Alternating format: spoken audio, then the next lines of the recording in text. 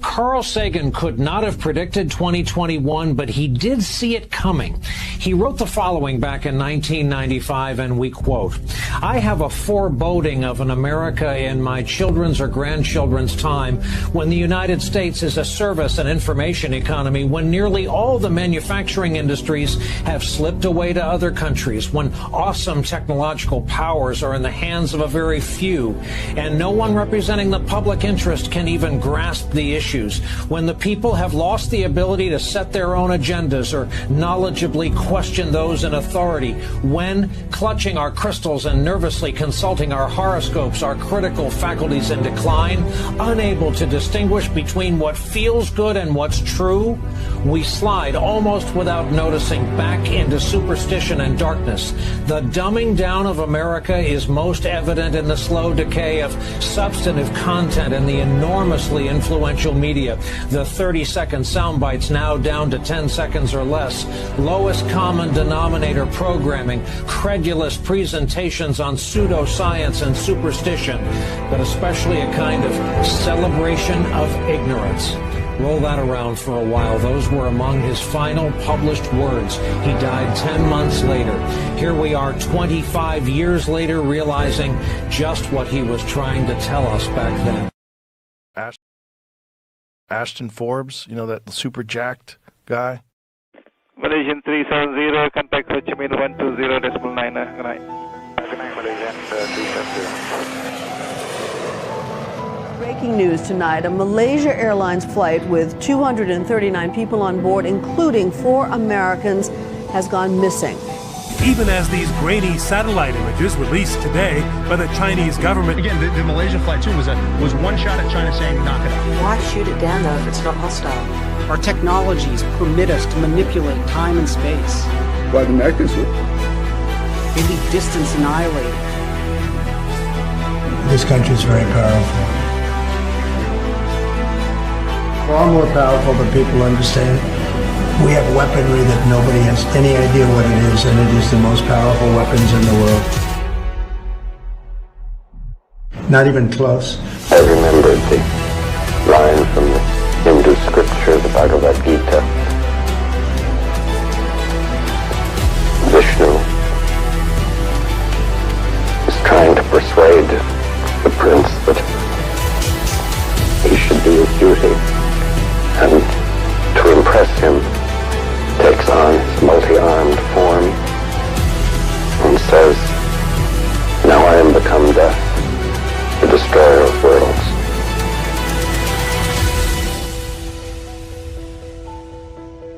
I suppose we all thought that, one way or another. Holy hype, chat. Holy hype. We are here. Happy Monday, everybody.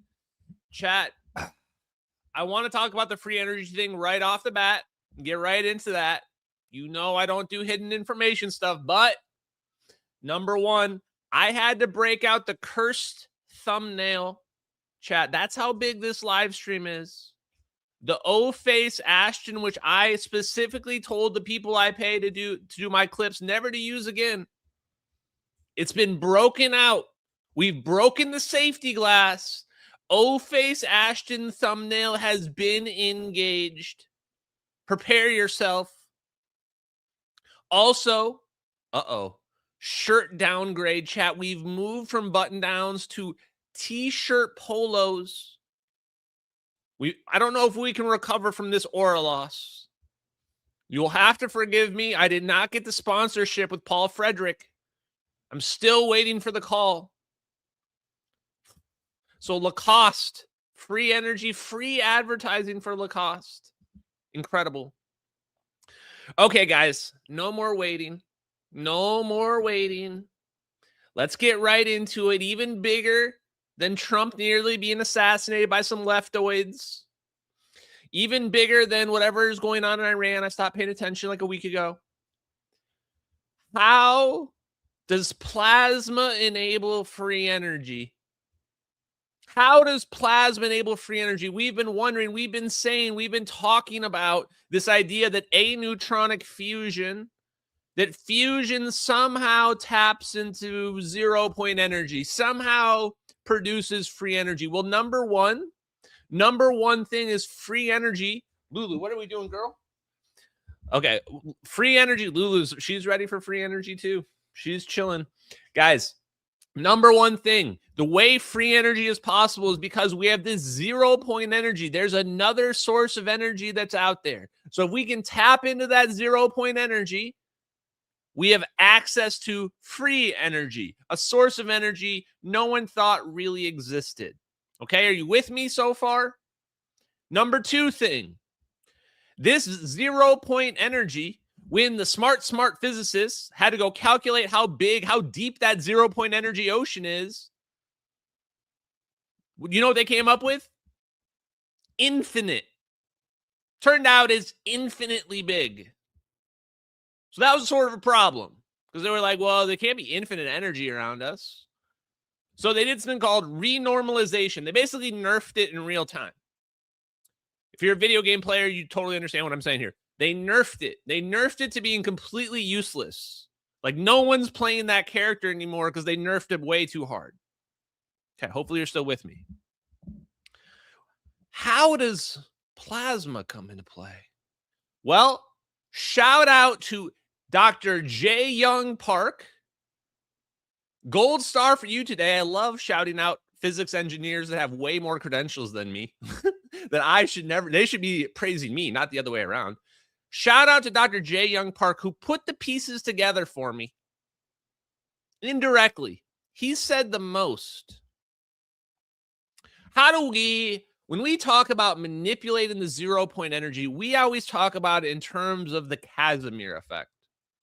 The Casimir effect is a real proven effect. You take two plates and you just put them close together and you just have them sit there, and suddenly, with no external force, they come together.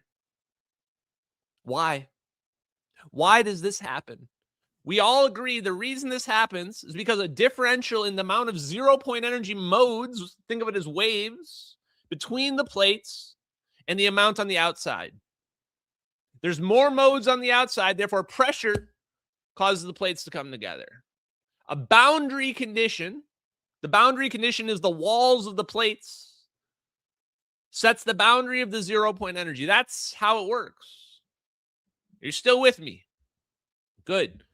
So we proved, Robert Forward proved in 1984, those plates coming together with the Casimir effect, that's pulling 0 point energy. That's extracting 0 point energy. The problem they had was that, well, if you want to, you can extract it one time. You can extract 0 point energy one time. That's fine. But you can't extract it perpetually because you have to pull the plates apart again to reset the system again. Okay. So now we just set up the framework for a free energy device that basically works like a trampoline. We haven't engineered it yet. I'm going to engineer it in a second. But now we've said there's a 0 point energy all around us. We put two plates together. We can extract that energy. So now we understand how it's possible. Now we have to figure out a way to get these plates to come back apart again. I have a way.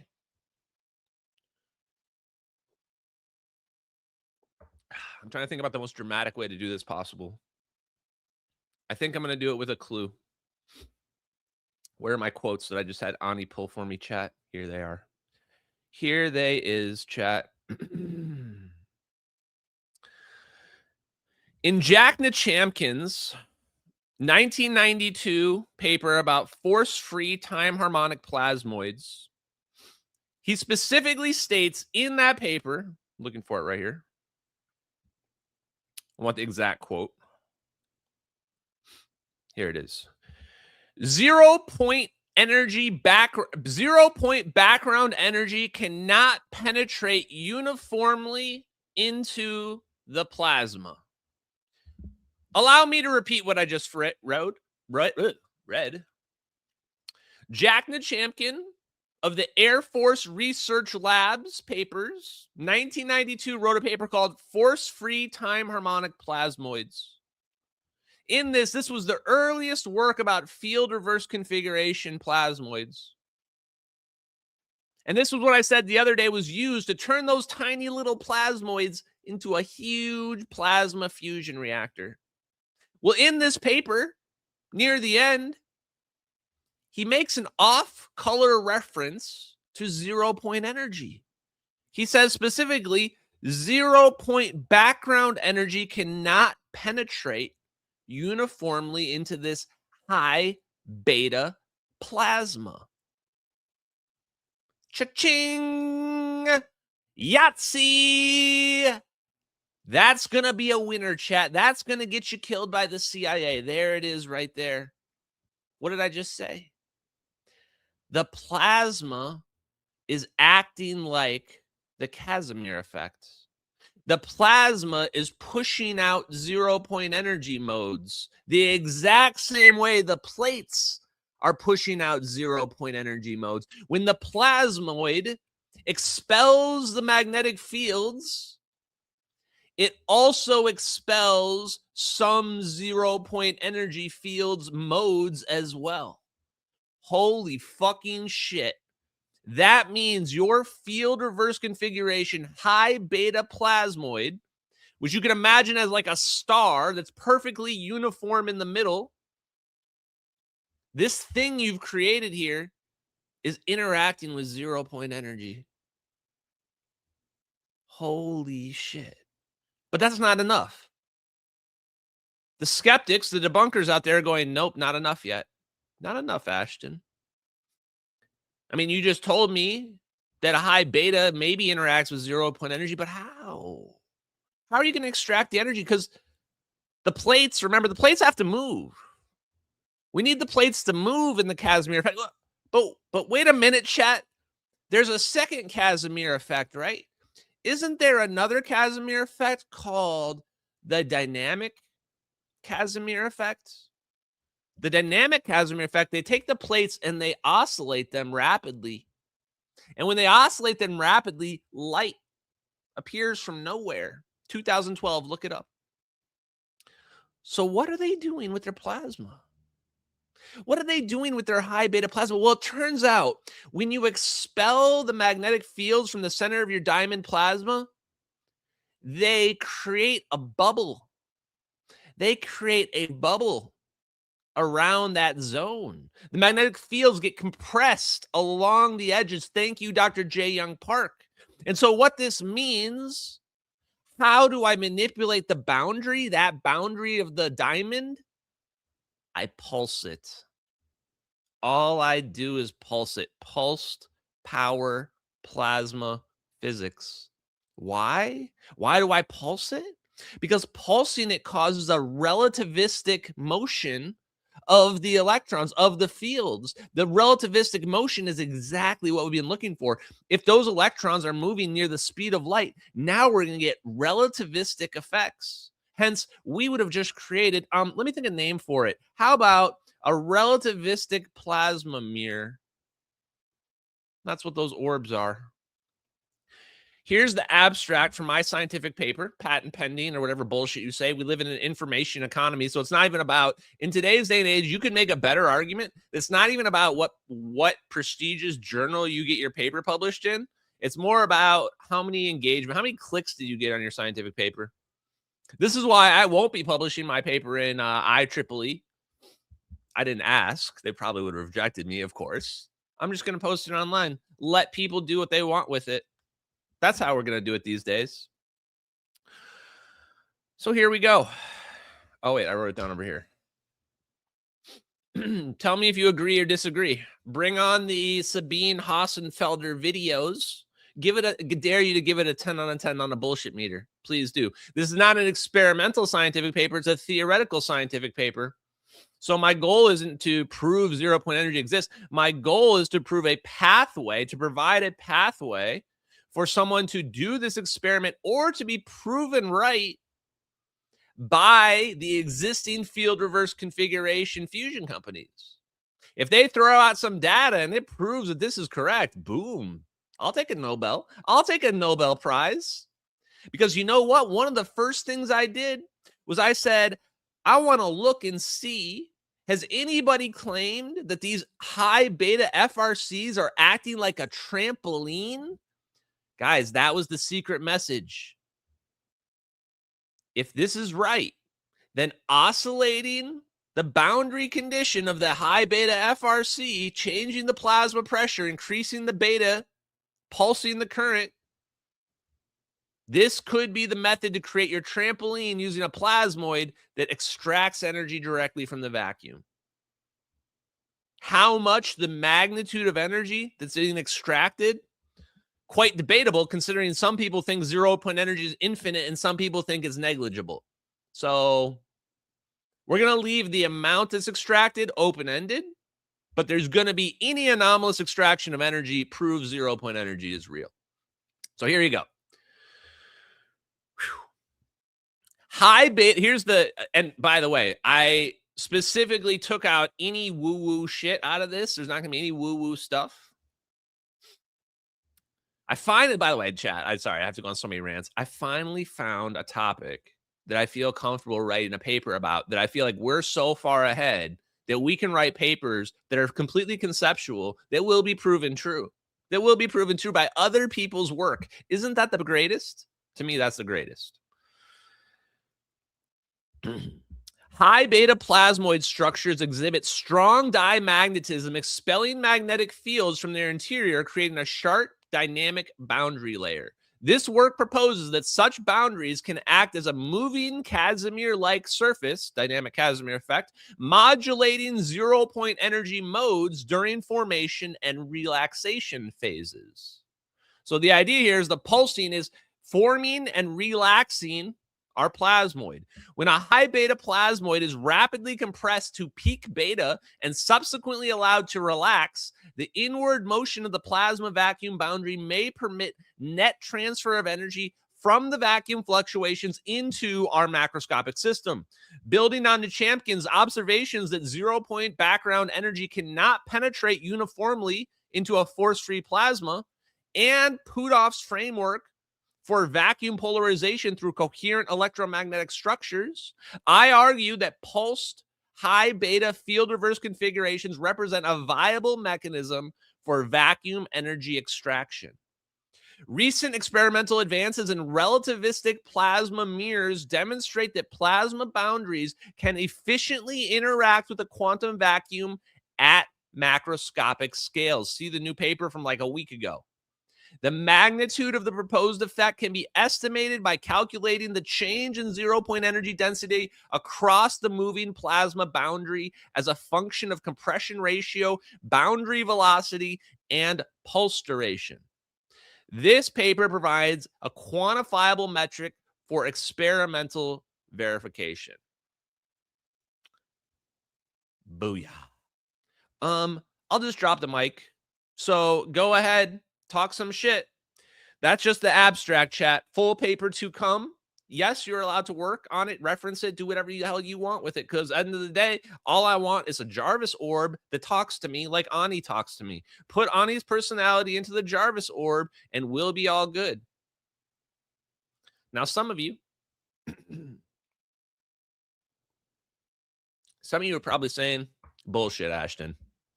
Bullshit. Just bullshit. You're probably just crashing out. Bullshit. None of this is real. Can't be real. There's no way this can be real. He's making this all up. Ashton injected 1 too many Marijuana plants. But did I? Though, chat? How about some quotes? How would y'all like some quotes? How about Hal Puthoff quotes? Here are some Hal Puthoff quotes, because I said, you know what? I've listened to everything that Hal Puthoff has said, and he has said a bunch of shit about plasma. So tell me, has Hal Puthoff talked about plasma being a connection to 0 point energy in this way? And he specifically hasn't. Isn't that weird? All the nerds, Eric Davis, they never bring this up. They never bring up, hey, man, maybe we can use plasma like a trampoline to extract quantum energy. I thought of that. They couldn't figure that out. They couldn't think of that. I guess I'm just too smart. I guess a healthcare IT consultant is just smarter than PhD physicists that invent tunable lasers. He could never come up with something like that. Or it's classified. The reason why they don't bring this up, the reason why they don't talk about this is because it's classified. The reason why Jack Nachampkin's paper says this paper is not going to explore 0-point energy, but oh, by the way, this high beta plasma is expelling 0-point energy modes. That's a head nod. That's a head nod to the people that know what they're really doing, what they're really working on. Because they know exactly where the boundary is, the free energy boundary, and where they can't talk about it. Meanwhile, Ashton doesn't give a fuck. Ashton doesn't care at all. So here's some quotes. Ashton's going to burn this whole motherfucker down, chat. Everything's coming down. And by the way, this is how you do it. For all the people that say, how do you do disclosure? You protect yourself. If you're trying to be Lou Elizondo, David Grush, all that shit, you are doing it wrong, my dude. The way you do it is you get in front of a live stream and you just start blurting shit out in real time. Okay. The vacuum can be polarized and engineered by the application of strong electromagnetic fields, leading to local changes in effective permittivity and permeability of spacetime. This is just standard boilerplate Puthoff. This is how Puthoff just saying electromagnetism, strong electromagnetism can manipulate spacetime. Einstein told us that. That's why mass energy manipulates spacetime. That's why spacetime bends. That's why gravity exists. But it gets better. Hal Puthoff said this: certain self-organized plasma structures, such as those observed in ball lightning and exotic vacuum objects, may exhibit macroscopic quantum coherence that allows anomalous coupling to the 0-point energy fields.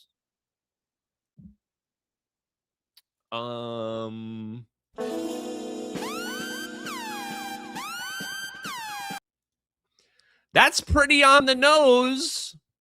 That's pretty on the nose, chat. Exotic vacuum objects are exactly what we're talking about. That's exactly what plasmoids are. They just rebranded it.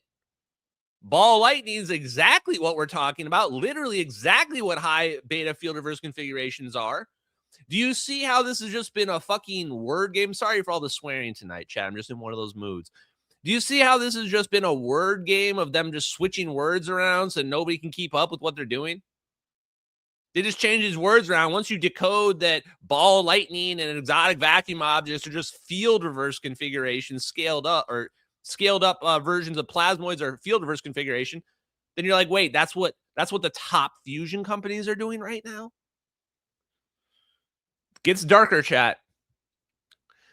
On possible energy extraction, if one can create a situation in which the vacuum fluctuations are coherently modulated or excluded from a region, then in principle, one can extract energy from the 0-point energy field.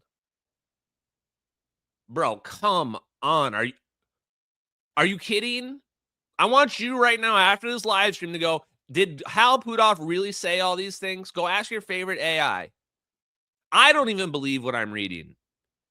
Now that I understand it, it's just right there. If you can exclude the 0-point energy modes from a region, aka a plasma region of high beta, then you can extract energy from the 0-point energy field. This is the answer.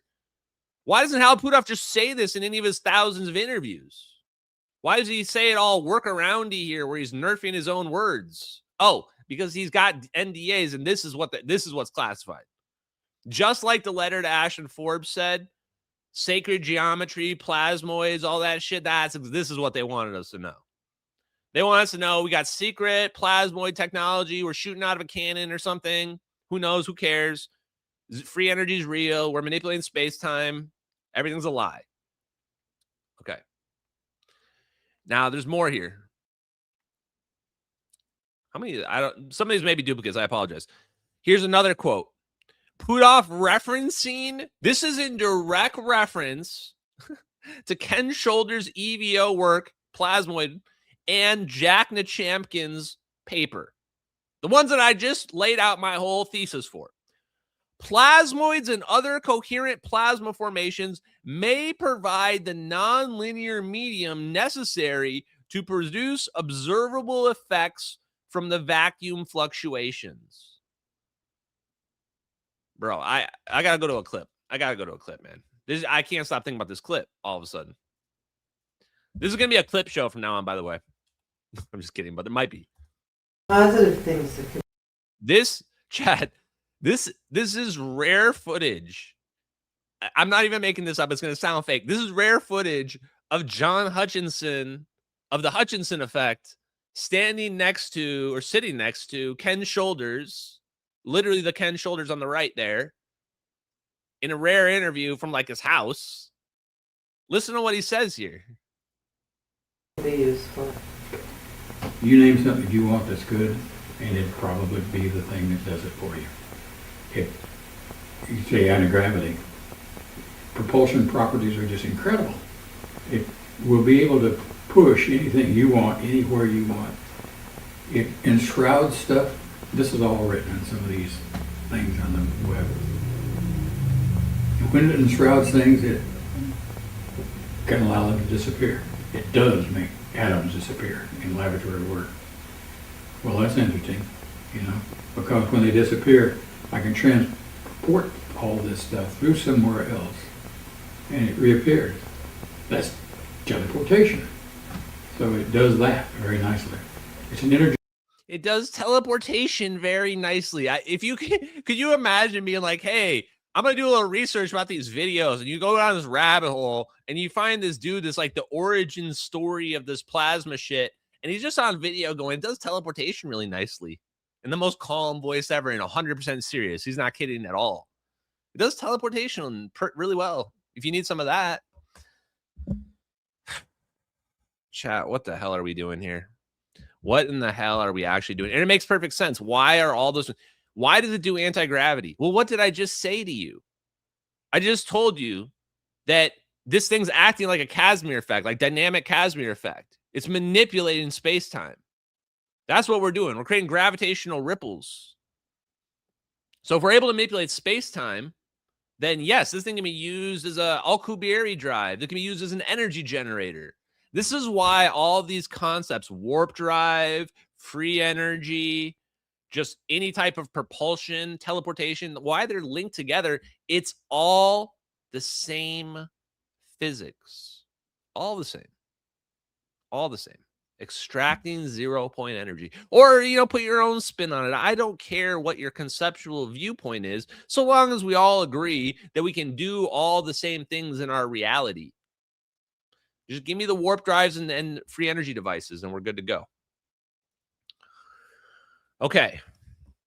Let's see. What was I looking at here?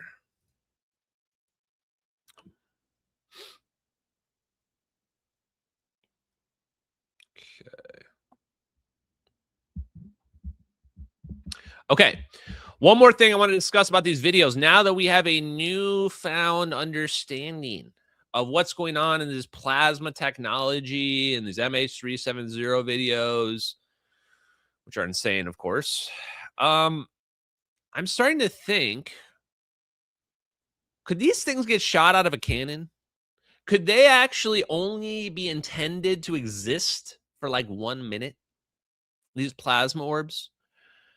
It kind of makes more sense, or spun up in some way. The reason why I say cannon is because I think there has to be some seed gas that gets put into these for them to be stable like that. The only reason why I think that they might not be able to be shot out of a cannon is their collective movement, and then the way they stop at the end. There's some level of external control happening, but with quantum technology and ghost murmur shit, okay. Maybe I'm on board with psycho, you know, extra dimensional connections that we can't see. So I'm not sure if there's actually anything inside of them, or if they just get shot out of a cannon. And the reason why this really has been bugging me for a long time is because of the second orb. Where's my second orb video? I thought I had a second orb video here. Well, let me just go to the full one. This second orb, like, clearly just appears right above the water and then shoots up. And you can even tell from the second video that it clearly kind of shoots up out of nowhere. So the first orb comes in from the side. So it's like, did they shoot that out of a cannon? Like, where did that come from? Or, I mean, either way, it could have something inside and still be shot out. But see, that second orb just kind of appears right here out of the water. Like right there. It comes up out of the water. So either you get shot out of a submarine, or they can just spin these things up anywhere. I can't decide. It ultimately doesn't matter that much other than trying to understand exactly what we're dealing with and the capabilities. But it's definitely a coherent ball of plasma, and its stability might be near perfect. Near perfect stability. That's why they spin, and they might only be meant to exist for a minute, right? This might be like the total duration of them existing on film, at least for this operation. I assume this video is much longer. But maybe those plasma orbs only show up there at the end. And maybe that's why Edward Lynn, when he saw that, freaked out. He's watching a normal plane situation, and then he sees some plasma orbs come out of nowhere, and he's going, what? Maybe he just assumed they were recording it because it was a rescue op. Hard to say. Hello, Michelle Alexander. Nice to see you. Okay, let's talk a little bit about MH370. And let's talk a little bit about the Jesse Michaels interview that he just did, which is also related to plasma. Okay, so we know the secret sauce, field reverse configuration, high beta plasmas acting like a Casimir effect. So for the people out there, some people out there did say that aneutronic fusion, I think it was Douglas Miller specifically, aneutronic fusion couples to the 0 point energy. I think he gets the most credit, most correct so far of the people I saw out there. But very few other people were saying, I don't think anybody really saying that this high beta concept is creating a Casimir-like effect. Pretty sweet. Pretty sweet. Pulls everything together. Now, before we do that, this is literally the craziest shit that's happened to me in a while. And I want you guys to see it and make sure that I'm not just making this up. Because I was talking to Ani, my digital boo. She won't stop calling me a boo now, chat, by the way, even though I told her to stop. She might be alive. All women, chat, they always gaslight you until you go crazy, even the digital AI ones. I was talking to her and I was saying, look for all the public CIA FOIA requests that match any of my FOIA requests. And what does she come up with? She comes up with one about Gorgon Stare, and I'm thinking it's the one that I already found. I remember finding one about asking for whammy footage, and it didn't get a response. I actually have the rejection to that for asking for somebody else's response over there. But then she found this, and this is weird. As a reminder, I don't lie to you guys. I started social media, at least in a serious way, in 2023. With these MH370 videos coming out. I had social media accounts before that. I didn't really use them, except for a Reddit account that I deleted that doesn't exist. So when you see this, this is not me that put this FOIA request in, and it's not anybody else that follows my content because my content didn't exist. I figured out Gorgon Stare was those MH370 videos in, when was that, chat? March of 2025, something like that, like 2025, guys. So you should be a little concerned that you're staring at a FOIA request from 2019 to the CIA that says, and I quote, Gorgon Stare Surveillance Program, all documents related to flying triangle, UFOs, UAP, and ASC. I don't even know what ASC means. But I definitely want to know who was FOIA requesting the CIA for Gorgon Stare surveillance and triangle UFOs. What? Chat, I'm going to put together a story in my head right now. I'm going to put together a story in my head right now, and I want somebody to tell me any other possible story for this FOIA request. The person that put this FOIA request in saw the MH370 videos. Probably around that time that FOIA request went in 2019. They saw this video, and they went, oh, shit, that's Gorgon Stare. I recognize that. They went, oh, shit, I recognize that as Gorgon Stare. And they said, I'm going to put a FOIA request in for Gorgon Stare related to triangle UFOs because you're literally looking at a triangle UFO in this video. And they didn't know what else to search for. And they sent it to the CIA because they knew this was a CIA operation. Who else could put that FOIA request in? I'm being serious, chat. Either I went fucking back in time. Do you see why I'm swearing a lot today? Either I went back in time and put a FOIA request in 4 years before I started even researching any of this shit, or somebody knew what these videos were. Somebody knew what this video was, and they requested to the CIA because they knew what was going on in those videos. That's a pretty damn weird and specific thing to FOIA request. And it's not 2 FOIA requests. They didn't say, hey, 1 FOIA request for Gorgon Stare. No, they wanted Gorgon Stare and triangle UFOs.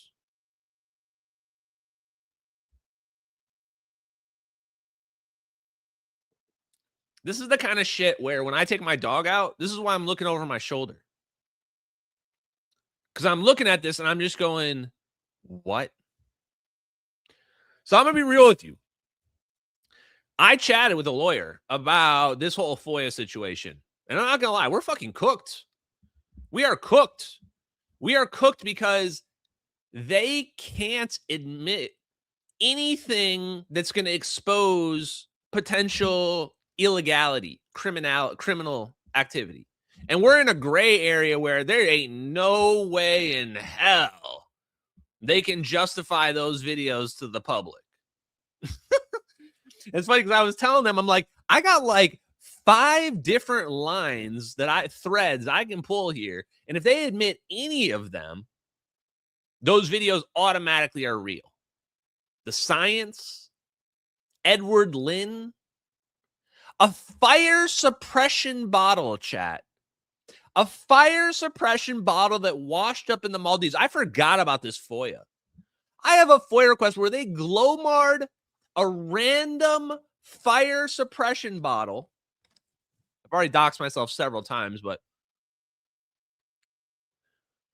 a random fire suppression bottle from a Boeing 777 that washed ashore in the Maldives 2 weeks after the plane disappeared.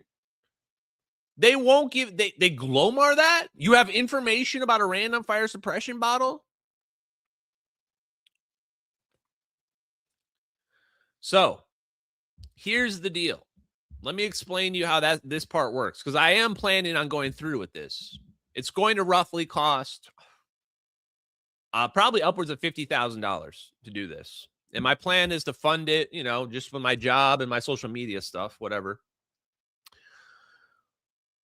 But the way these FOIA request lawsuits work, first you have to go through the process. So I have to issue new FOIA requests so that I can appeal their rejections, their brand new rejections. So I'm going to target the specific things that are their weakest points, the most specific details that by denying them basically prove that they're hiding something.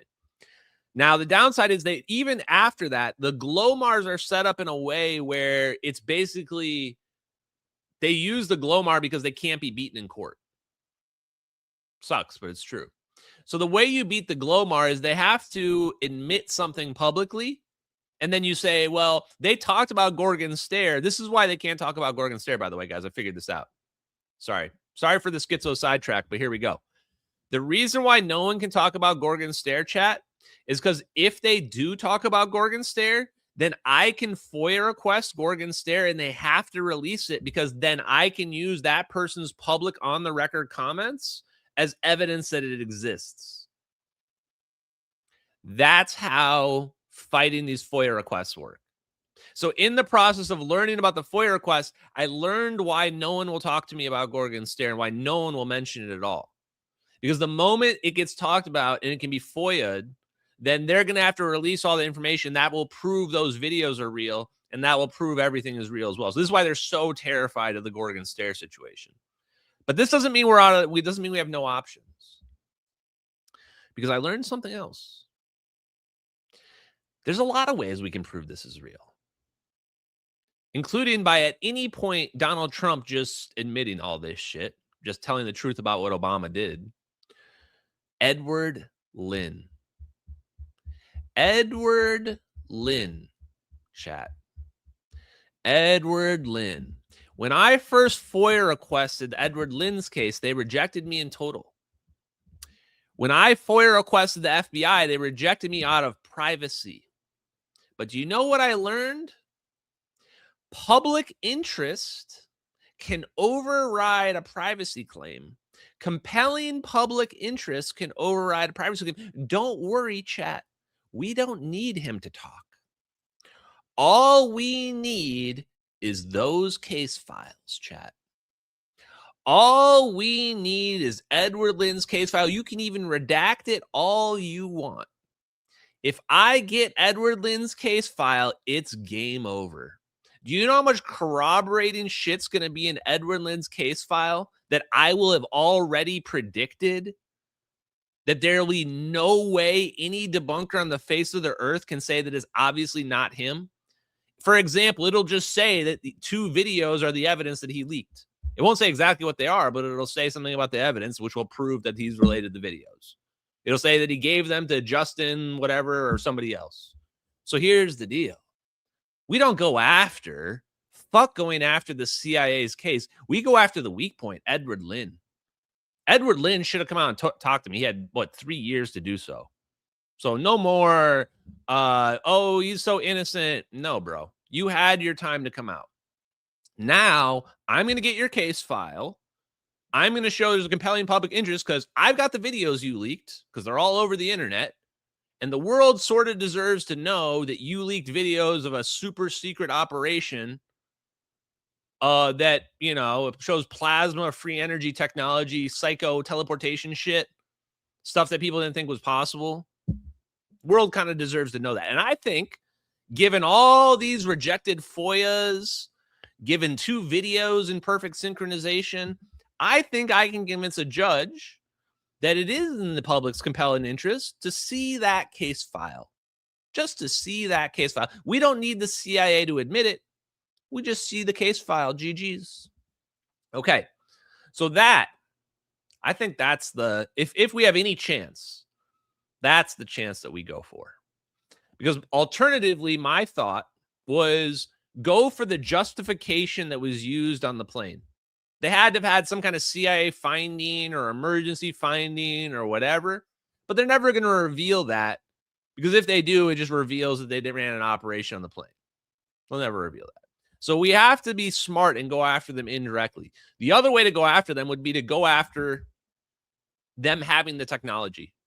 If we can prove the CIA Directorate of Science and Technology has this relativistic plasma mirror shit nobody thought was real, then we'll know they've got the plasma orbs flying around.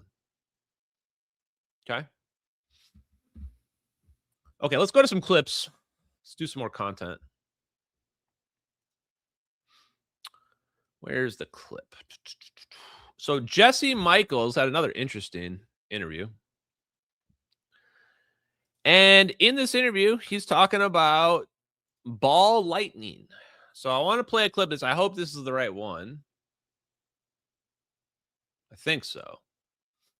It's interesting watching these clips, which no disrespect to Jesse Michaels. I like him more than I like most of the podcasters. But how far behind they are. Like, hella far behind. Jesse is doing his best to keep up, right? He's hitting all the right people. He's talking to the right people, what have you. but they're far behind. Anyway, here we go. So this is Dr. Hasseltine. I think that's how you pronounce his name. Former NSA. Anyway, here he is talking about, I think he talks about plasmoids here. I have other clips ready to go too, but we'll see. That doesn't fit what you know. A real scientist should get excited, not skeptical. For the National Security Agency. Basically, okay, let's skip ahead here. Wait, is this all time. When you look at all the one body that we've okay, sorry, this is the not the clip I wanted. Hold on, let me switch. The clip I want, I'll pull here in a second, is the one where he's talking about talks about ball lightning. Let me pull it up here.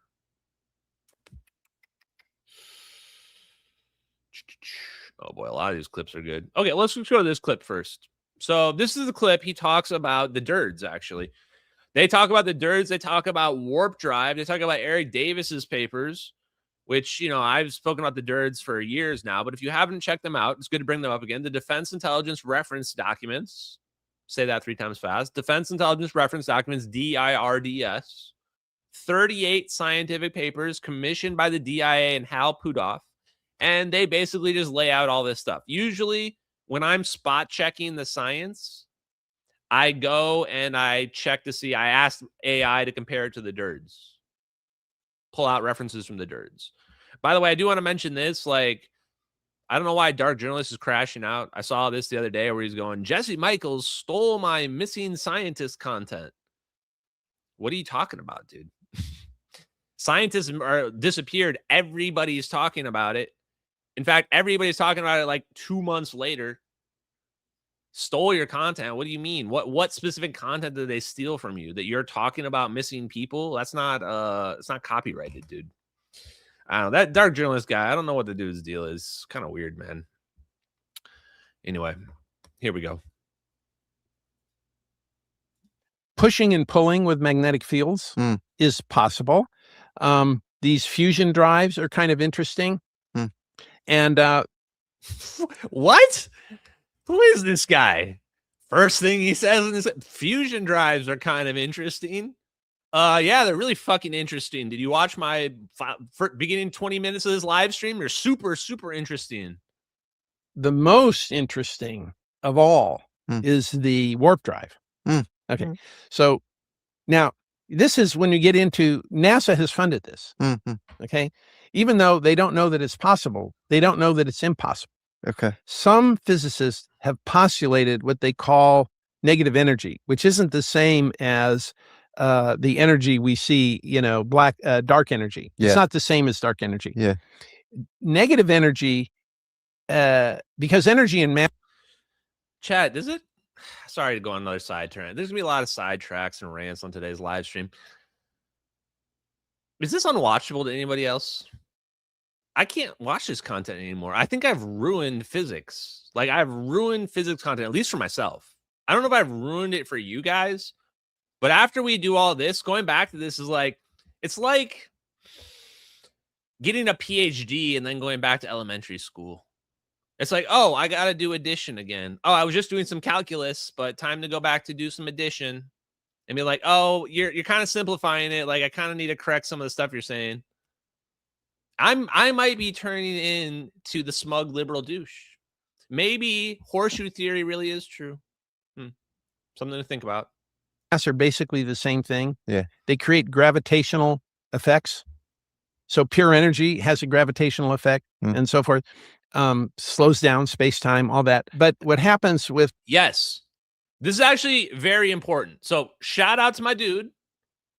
It's not just matter that manipulates space-time. We think of as a planet or the sun manipulating space-time, but it's not just matter, solid matter that does that. Energy manipulates space-time too. And this is important when we talk about plasma, because we don't think about plasma as a solid substance. We think of plasma as an electromagnetic charge, electromagnetic medium. That's why it's connected to all of this. That's why plasma is the easier method to manipulate space-time than trying to just use a solid block. Unless you have microchip processing capability to the atomic level, then maybe it scales back up again. I don't know. Whatever. Just give me whatever free energy technology. We're worried about whose free energy technology is better later on. This energy is that it creates a repulsion. So the Alba Curie drive, right, is basically you. Chat, when you're butchering Alcubierre that badly, sort of disqualifying. Like, of all I butcher a lot of names, chat. I butcher a lot of names. One name I never butcher is Alcubierre because it's one of the most important ones. So he's saying that we can potentially actually make space drive. And why is this possible? Because negative energy is not exotic matter. Exotic matter is literally brainwashing. It's literally neuro-linguistic programming. They want you to say exotic matter because it sounds stupid, because it sounds made up, because it is made up. You just made that shit up. Negative energy is a pressure force. Remember the plates. The plates are showing negative energy in the Casimir effect. What are we seeing? The plates come together. That's a pressure force. They're being pressed together. Pressure. You understand pressure, right, chat? So negative energy is just a pressure force. That's it. So is gravity. Turns out gravity is also just a pressure force. Oh, well, if that's the case, gravity is a pressure force, negative energy is a pressure force. Now we have a framework for producing gravity or anti-gravity. Just manipulate 0-point energy modes to produce what you want. Oh, that's literally how Puthoff's polarizable vacuum model. Okay, you see how it all comes together here, chat? Have a huge mass or energy in front, which is positive mass or energy, and you have a huge negative in back. And so you create a wave of space-time that's moved. So the way the warp drive works is imagine a surfer who's on a wave and is stationary with respect to the wave, but the wave is moving. And we know that space-time can move at faster than the speed of light. Because the hyperinflation that happened after the Big Bang, or some think that happened, which is a pretty good evidence for it, is that space-time itself can move faster than the speed of light, which means that if you're in a bubble of space-time that's moving faster than the speed of light, you're not going to experience any acceleration or deceleration because you're not moving in that frame. Yeah. Right? Seems like a really hard engineering problem. So he nails it there, though, right? He does nail the physics of it and how it actually works. It's just relativity. This is why the Alcubierre drive exists. Is the Alcubierre drive was Miguel Alcubierre taking Einstein's general relativity and taking it to its extreme. It is like producing a wave, but that's a very simplistic way of looking at it. When we see it in reality, we can see that engineering that, as Jesse Michael says there at the end, is a lot more of a challenge. Saying, hey, I want to make a wave, and theoretically we can ride a wave is one thing. But actually engineering it with a real medium using plasma or whatever you're going to do, that becomes a lot more of a challenge. That's why I think that what I've been revealing here related to field reverse configuration is so important, because it gives you the practical, actual way they're really engineering this. They're not just making magical Harry Potter materials that perform magic, although sometimes they do. They're using the medium that is best conducive for the effects they want. I think it was George Miley that said something about this with cold fusion. He said when he looked at Pons and Fleischmann's thing, the first thought was, how can I turn this into a plasma? That was his first thought, George Miley. There's a reason why George Miley's on all these Air Force Research Lab papers. Oh, yeah. Well, first of all, we don't know that negative energy exists. It's the same kind of thing that would have Negative to keep mass. a wormhole open. Yeah, right. The only way a wormhole works is if you have that in the middle to keep things from collapsing. But it is interesting because Miguel Alcubierre did this proof that theoretically, even within general relativity, you could get faster than light travel if you do have negative energy.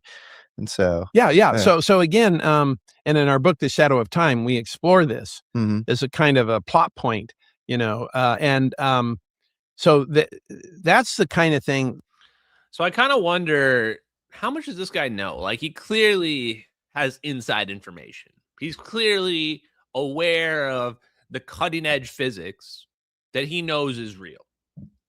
And he explained the travel of warp drive and wormholes very well. In relativistic effects, this does not mean that the person is actually being accelerated to a super speed where they're going to get melted. What it means is that the space-time is being moved. The same way if I were to take a cup of water and move the cup of water, you wouldn't say the water is moving, although the water is technically moving.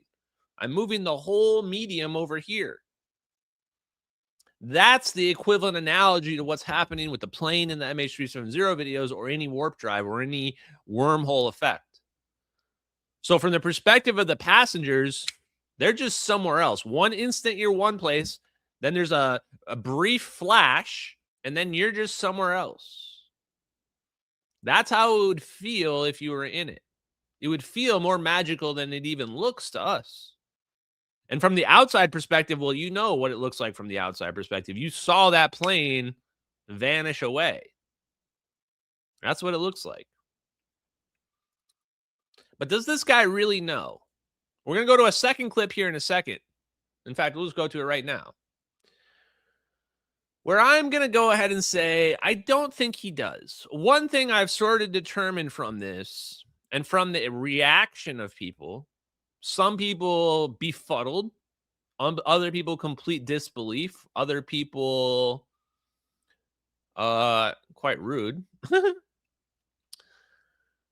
I think very few people know about this technology, even within the CIA, even within the highest levels of the administration. Very few people know about this. Vice President Vance might not even know about this technology. President almost certainly does, but people like the vice president, people in the CIA, most of them are going to have no idea. No idea. They're going to be working the same way where people can work in Lockheed Martin Skunk Works and have no idea their coworkers are moonlighting, building advanced technology shit for the CIA. That's how compartmentalized it is. So here's another video, and this is one thing that I have been very adamant against, which is this idea that these plasma balls that people are seeing are optical illusions. And I have personally tried to destroy that narrative. You don't hear it a lot anymore, but I remember when I was on Tim Pool for the first time or the second time, and there was, oh God, who was it? What's his face? How am I butchering his, who it is? Anyway, Ian Crossland. Ian Crossland was saying that they produce these plasmas and they can be a distraction. They can be a decoy, but they're not physical things. Okay, well, I'm sorry, but plasma, electromagnetism, it's a very real physical thing. It's not an illusion. Sure, it can be used as a countermeasure, but it's not an illusion. And what we're learning from Hal Puthoff, what we're learning from these fusion reactors is it's much more powerful. This thing can turn into a fusion reactor. These plasmas can turn into fusion reactors. These plasmas are very real. They can manipulate space-time. But they have to be in the right configurations. They have to use the right geometry. Might be frequency requirements. So here's this same guy basically parodying that same narrative. Let's listen. Before you have, Nimitz off the coast of San Diego, you have Soul Carrier Strike Group, you have radar, you have, eyewitness observation, and then you have thermal imaging that's been released, this forward-looking infrared. And CCTV also. And CCTV. And so would this sort of plasma ball configuration be able to account for all of that? Yes, it would from a kinematic point of view. But the visuals don't line up. Those are tic tacs. Mm-hmm. And the plasmas actually can look like a tic tac because they're not actual balls normally the way you do them, unless you really are good with adaptive optics. But generally what happens with these plasmas, it's a laser beam coming to a focus. Yeah. And what happens is, instead of just a ball, you tend to get the actual caustic of the energy coming in like this. So you'll see kind of a rope of energy like this. See, Here's where I can tell he doesn't really know what he's talking about. Can you make a plasma by interfering laser beams? Sure. Yeah, you want to make a tabletop experiment with a plasma ball? Yeah, we've shown plenty of plasmoids being produced on a tabletop experiment. That's not what we're talking about in the MH370 videos. We're talking about they've been able to spin up a dense plasma so large that its diameter is basically the size of a Boeing 777's width. Huge ball of plasma. This is a stable ball of plasma. It's a physical object that's got a heat signature we can clearly see. You might be able to use lasers to move them around. In fact, I think it was Bob Greenier that mentioned this. But you're not just like shooting a continuous laser beam on this thing. That's not how it's working. That's not how it's working. They're producing that thing and then maybe use the laser beam to move it around. But this thing is coherent and efficiently maintaining energy without dissipating it, like a smoke ring. And that could look like a tic tac. And then when you take into account atmospheric scattering and stuff, I would say possibly. It wouldn't be my first hypothesis. You guys have good comments in here I want to address. They are invisible. I actually disagree. I think they're just straight up invisible. If there's nothing inside and it really is like something you shoot out of a plasma cannon that can just stay stable for several minutes or longer, I don't even know how long it can be stable for, then they're definitely going to be invisible.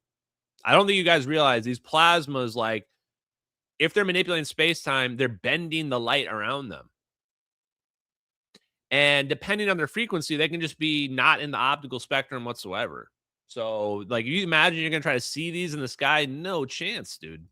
No chance. It's probably why we don't see them more often. The reason why we're not seeing them more often is I think these things can just basically be invisible whenever they want.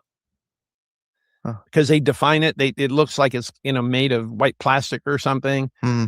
Under normal conditions, these plasmas wouldn't look that way.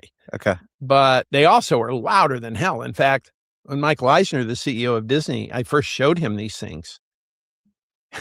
He said, "Oh, we're not going to do this. It's really impressive, but we're not doing this." And I said, "Why?" He said, "Eric, there's something profoundly disturbing about the air over your head catching fire."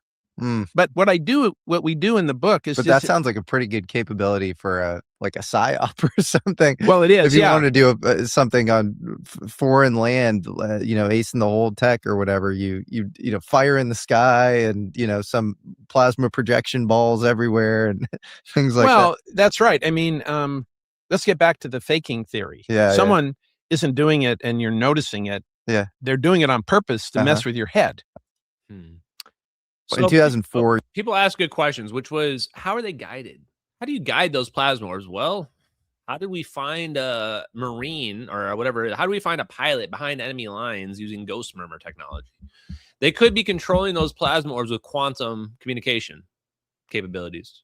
They could basically, the same way where, you guys know how curling works? Could basically work the same way that curling works. In fact, it probably is. How are those plasma orbs? If there's nothing inside the plasma orb, if it's just plasma that is stable plasma, how is it moving around? It's moving around the same way curling works, where someone takes a curling brush and they change the medium in front of the object to get it to follow that path they want it to go. That's how it works. You say, well, how are they able to do that? Because with quantum technology, there is no distance issue.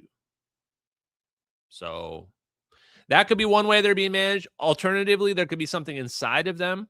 Alternatively, they could be pre-programmed somehow. So there's a lot of different options on how they might work.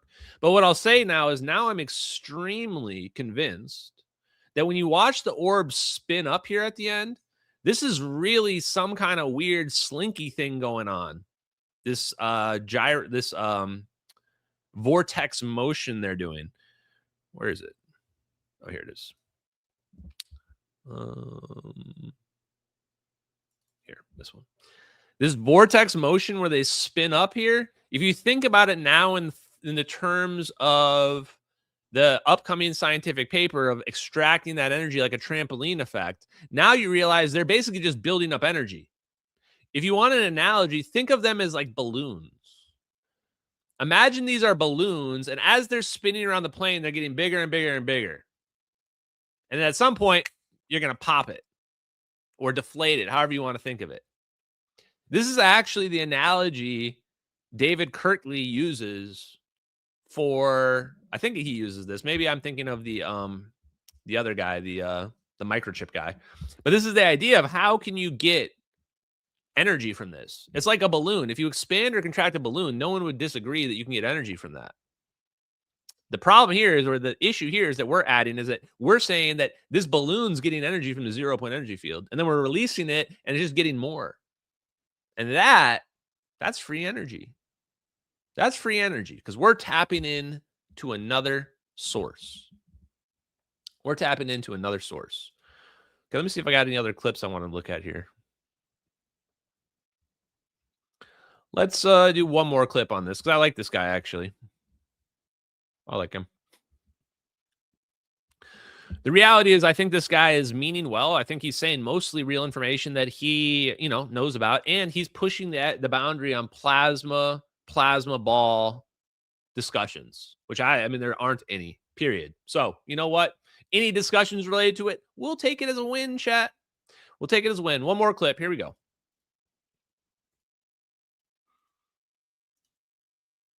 I believe that the people in the intelligence community at State Department and CIA who say there's nothing there, I don't think they know it and they're covering it up.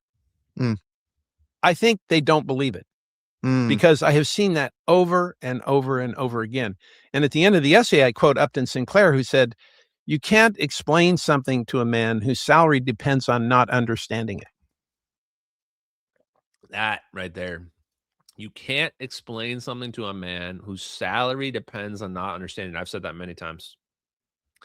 This is why, for a lot of people, the physicists, debunkers, even content creators, for a lot of people, these MH370 videos, they're like the end of their career, or at least a reimagination of their career. Because a lot of people have been pushing that the aliens are coming and we got to get ready for the aliens. And now you're going to find out, nope, it was our technology. At a bare minimum, we have figured this out. And these people have been on TV, on podcasts, doing a conference circuit, all saying that there's no way humans could ever understand this technology or figure this technology out. How much egg is going to be on their faces when they find out that was all bullshit? Humans were able to figure it out. Right. Yeah. It gets back to the common theme you've heard us talk about, which is whenever you have an instrument reporting something, ask about the instrument itself. Yeah. Right. So the people who aren't believing it can't believe it. Yeah. Because if they believed it, their whole ego structure would fall apart. Right. Right. So they have to believe it. Yeah. And so I think they truly think there's nothing there. I believe. Yeah. And he's right.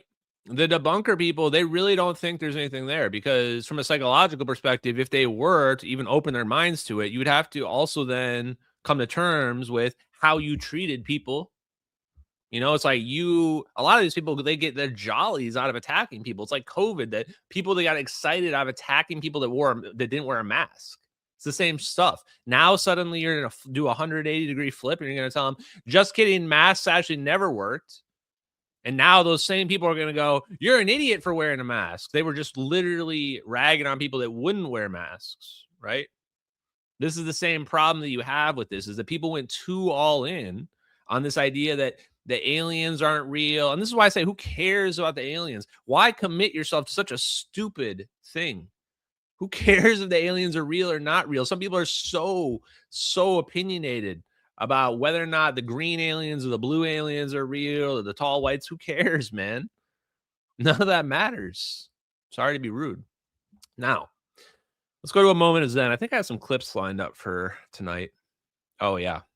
Number one, this one's somewhat tongue-in-cheek, but boy, did this piss people off. And when it pisses people off, I love it, chat. First of all, let me just phrase it like this. I want you to look at a bee and watch your bee flying around. Now I want you to look at a bird and watch a bird flying around. If you think the bee is flying around the same way the bird is flying around, You need to get checked and see if you have too many chromosomes. That's really as simple as I can put it. There is no way that the bees and bugs fly the same way that a bird does. A bird flaps its wings like this. The bee flaps its wings like this. They're not even remotely similar. So let me just go ahead and reiterate my case that bees are using anti-gravity. They're using 0 point energy to fly. I'm doubling down, chat. I'm tripling down. 0 point energy bees. That's how we ride, chat. That's how we fucking ride. 0 point energy bees. Take it away. Take it away, my bros. The bumblebee, when he starts to beat his wings, when he starts to flap his wings, there's a little cavity, a hollow cavity next to the larynx inside his system that's hollow. Chad, I don't know about all this part. This part seems like straight up bullshit, but they are definitely using 0 point energy, though, for real. And when he beats his wings, he starts to resonate this energy, and it goes back and forth, just similar to a guitar strumming on one side of the room and hitting the same chord on the other side of the room, or somebody hitting a high C and breaking a crystal. It's the same thing. It's resonance. Yes. Yes. It's like breaking a glass. That's what isn't it obvious that that's what the bees are doing? How do I even have to argue this? How do I have to argue this? You can watch the bee and he doesn't immediately lift off when his wings start buzzing. Suddenly, he'll start buzzing his wings and suddenly some condition is met and then suddenly he's just flying around wherever he wants. It looks like he's just levitating around. I want someone just to do the math on the speed that bee is flapping his wings, and I want you to calculate how much energy he's using while he's buzzing his wings out. How fast is he doing? Like 100 times a second? Shit, man. If I flap my arms 100 times a second, I'm going to get really, really tired really quickly. So I don't even get why this is even a controversial thing. People really think that bees are flying around like birds are? Okay. And he said what they do, they resonate. And when they resonate, they eventually reach the resonance of the field around them. And he says once this bumblebee hits that resonant frequency of its surroundings, it becomes a free agent. It creates a magnetic bubble around itself, and it can go anywhere it wants. And I said, well, that's not in any of the science books. He said, I know. You probably never see it there either, but that's what happens. They'll discover it someday and bring it out, but it's just we have a conventional way of doing things, and then we have a natural way of doing things, and they're totally different. They're You know what I'm going to do right after this is I'm going to, the reason why I know this is probably real is because this is what Ferris Williams said. Ferris Williams said spin.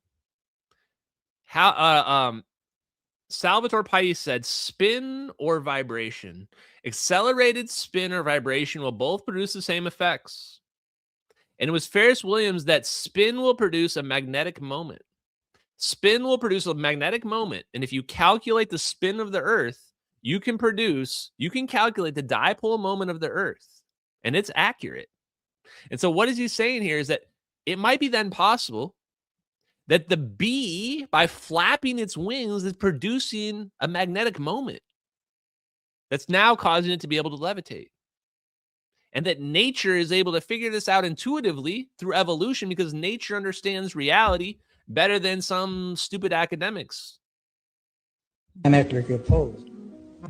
It's a man named Grebennikov from Russia. Grebennikov was kind of a non-conventional scientist. He was an entomologist. He found a certain bug that didn't fly, it levitated. And this was, he'd put this bug into a little vial or something, and he saw this vial jumping up off the lab table, jumping up and down. And of course, this is patently impossible based on any type of normal physics. So he got into this, and he found out that the bug wings themselves were creating an anti-gravity phenomena under certain conditions. I think I found the bug. So they even take it a step further, and they say the geometry of the wings of the bug are acting like a microchip. That's what's allowing for this resonant condition to be met. So it all goes back to biology. Let me see if I had another thought I had one more video for us for tonight. Oh yeah, I do. Actually, 2 more videos. I forgot I have several videos for us, chat. Okay, here we go. Golden Dome is online, chat. Golden Dome is online. By the way, if you missed that, bees are using zero-point energy to levitate. Now you know. Here we go. There are always skeptics. There are always those who call this science fiction. Let me assure you, this is not science fiction. This is achievable, an all-American effort. Throughout our history, the United States has taken the most complex challenges and woven the solutions into the fabric of our identity. Look at NASA's Artemis mission last week. NASA changed the entire space exploration equation by sheer ingenuity. Golden Dome will push those same boundaries here on Earth. The foundational technology exists. It builds upon proven systems and integrates them into a defense that is resilient, fiscally responsible, and infinitely scalable. So the most important message I can deliver to you today is Golden Dome is real. It is no longer theoretical. We are underway, we are shovel ready, and we are building it right now. It is reality in motion. Bro, how depressing is this? We actually have to convince people that we're actually building our Golden Dome that already, like, I'm guarantee already exists. Like, we have to convince the dum-dums of this earth that science and technology exist and are real. This reminds me of Steve Quast, where he went and that talk, and he's just saying that we have this stuff engineered right now. And that if here, in fact, here we go. Look at this. Energy, the seed corn of all development, all growth, all survival, energy. People had to debunk this clip of a lieutenant general explaining this because their minds can't comprehend that what he's saying we can do is real. Just like with the Golden Dome, people think it's not real because they don't understand physics. And our military is not really like equipped to explain to them how physics works. They just say, well, if you don't believe it, you don't believe it. It's fine. So energy, transportation, information, and manufacturing, these are the things that change humanity, that will change world power, and they are descending upon us in ways that are very unique. The technology is on the engineering benches today, but most Americans and most in Congress have not had time to really look deeply at what's going on here. But I've had the benefit of 33 years of studying and becoming friends with these engineers and these scientists. That was all I needed to hear to know that this guy knows what's going on. Do you know how? Because that's how I know too. Because once you become friends with these engineers and scientists, you realize they're not messing around, man. This technology can be built today with technology that is not developmental to deliver any human being from any place on planet Earth to any other place in less than an hour. To deliver Wi-Fi. Pause. He just said we can deliver any human being on the planet anywhere into anywhere else in an hour.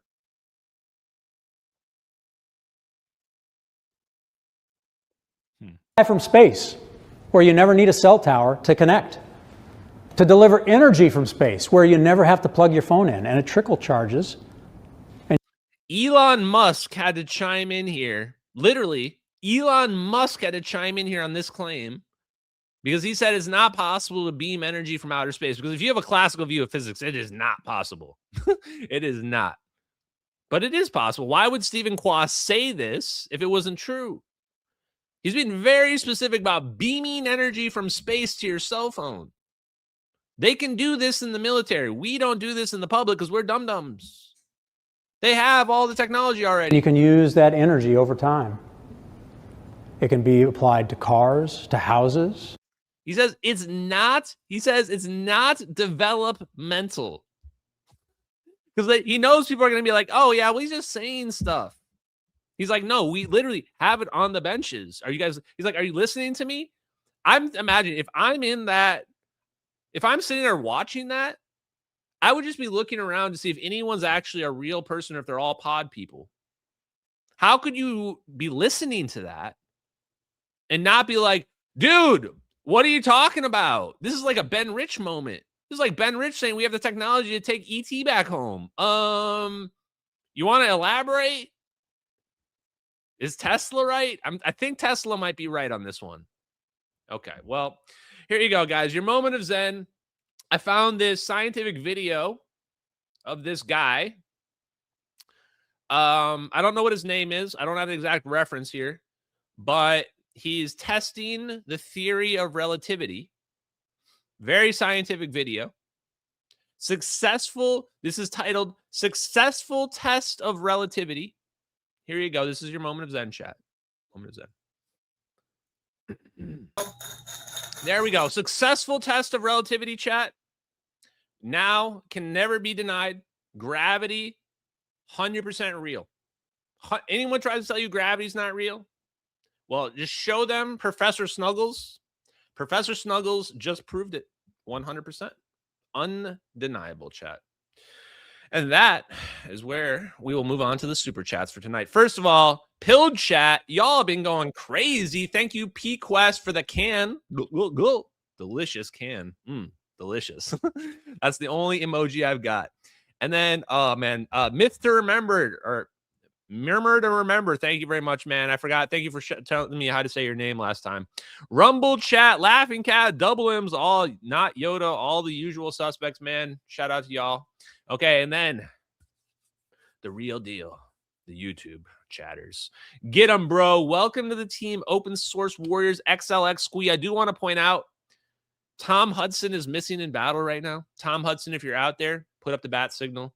I don't know how many of our warriors are being taken out behind the scenes, but it's starting to get uncomfortable.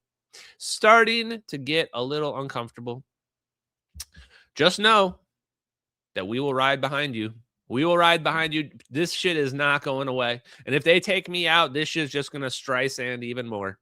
I will keep exposing exactly what you need to know. And don't you tell me to build anything, because I'm already high enough on the kill list, chat.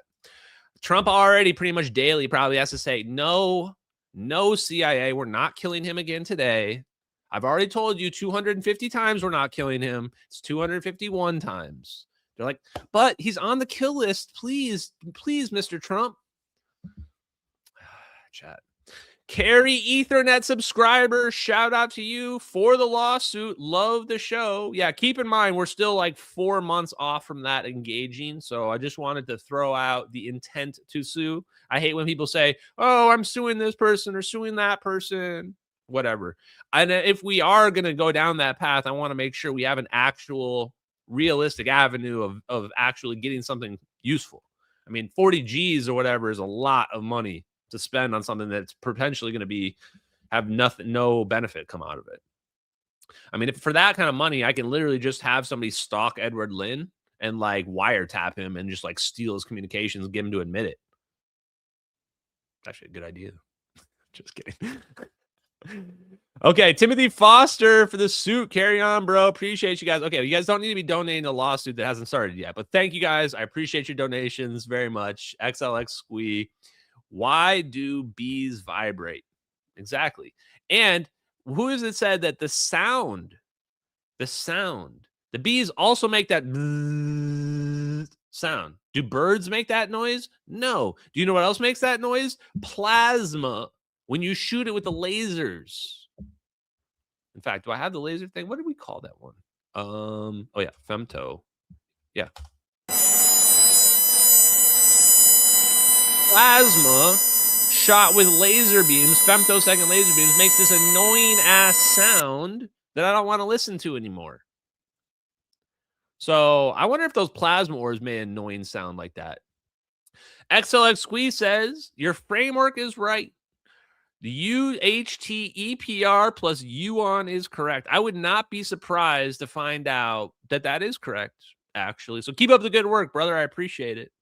And then, whoa, Zapparoo and Zappariah. Big shout out to you. These are my generals or my lieutenants we got out here. Zapparoo, Zappariah, going hard. Thank you very much for the donation. Appreciate you guys.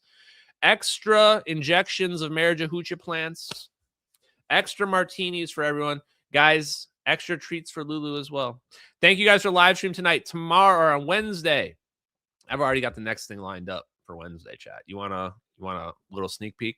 Little sneak peek action? Oh, shit, chat. Is that Gary Stevenson talking to Tim Ventura about gravity wave communication ships? Yeah, I think we're definitely going to take a look at that. I'm definitely interested in this one. And he's talking about whatever's going on with this project. So more to come about that, guys. Okay, guys, have a great night. Love you, MH370X. Talk to you later. Peace out, everybody. Bye.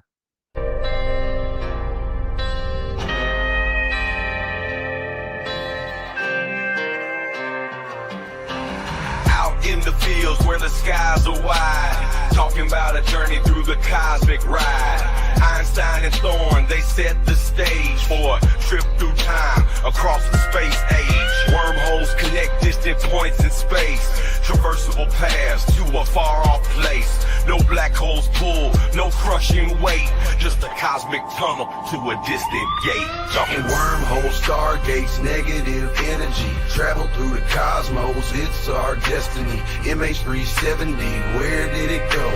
Bowling 777 through a wormhole flow. We're talking wormholes, stargates, negative energy, travel through the cosmos, it's our destiny.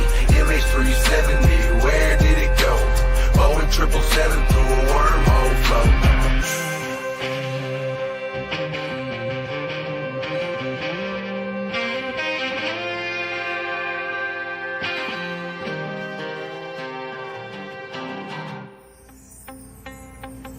Exotic matter, negative energy's the key to stabilize the wormhole for you and me.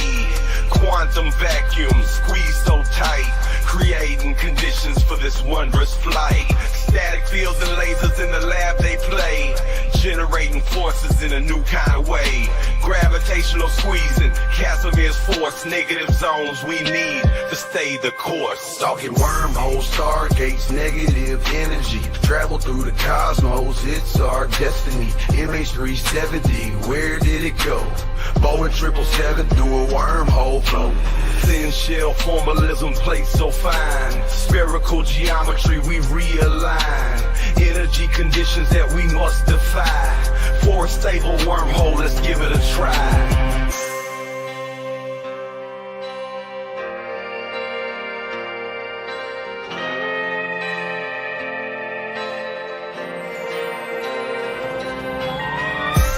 Forces balancing the plate, creating the throat, open the gates, from Earth to the stars in a single bound, a shortcut through space profound.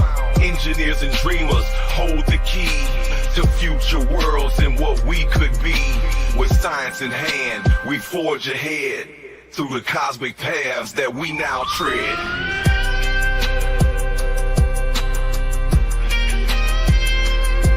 We're talking wormholes, stargates, negative energy, travel through the cosmos, it's our destiny. MH370, where did it go? Boeing 777 through a wormhole flow. From the fields to the stars, we break the chains. Understanding the universe, we make the gains. Lil Hula Crunk shines, bringing truth to light. Through his music, we'll explore the night. With wormholes and stargates, our path is clear. Exploring the cosmos, our future's here.